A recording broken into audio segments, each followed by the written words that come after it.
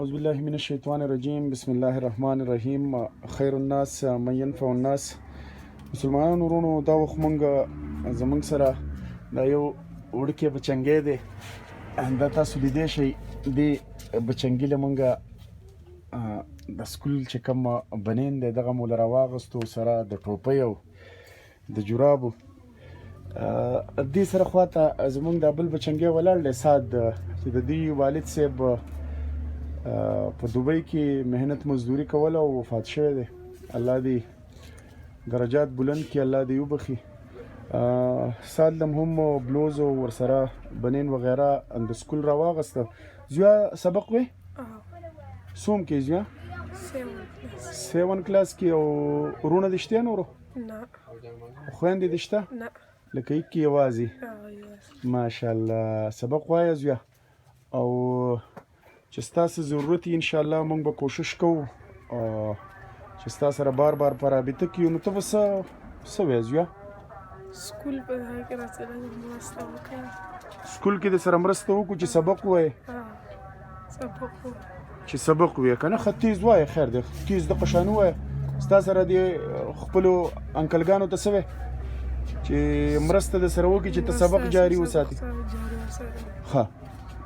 مسلمانانو ورونو دا تاسو لیدی شئ، سعد له به سره مونږ د سکول د بنین ورکو، د دې سره سکول کې چې کومه ټوپۍ استعمالیږي هغه به م ورکو، دا بلوز به له سره هم ورکو، ورسره د سکول چې کومې جرابې لګي دغه به له سره هم ورکو. خو د سعد بچیا وینا ده چې زما سره مرسته تاسو وکړئ چې زه خپل تعلیم جاري وساتم او سبق ووایم.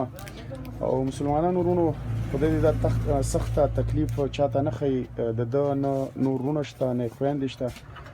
دوبۍ کې بابا جان مزدوري کوله، خو اوس وفات شوی دی. نو موږ به دعاګانې کوو چې الله تعالی دا نیک عمل او صالح لوی کړي. او زموږ دا بل بچنګی چې د دنیا نه ناخبره دی دا تاسو لیدی شئ. دله خو به مو سره هم بلوز دغه کړی وی که نه؟ بار به دله به سره هم بلوز دغه کو، دله یخني ده که نه؟ نو دې بچنګي له زویا بلوز دله والو؟ بلوز دله والمه؟ بل دله څه شی والمه؟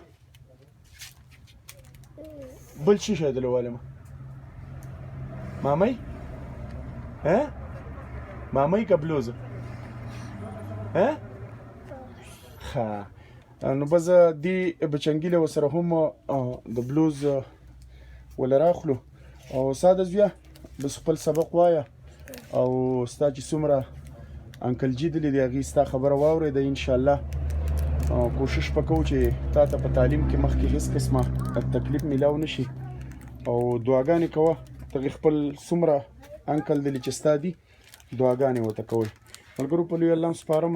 خو تاسو چې څومره یتیمانان دي او موږ دغه خپلې وعدې مطابق راغلي یو، کور په کور ګرځو او دغه یتیمانان راغونډو او دوی له د ژمي چې کوم د یخنۍ هغه سامان دی هغه ولې موږ اخلو، د بلوز بنین جراب او ټوپۍ د دغې په شکل کې. دعاګانو کې مې یاد ساتئ. د الله په امان.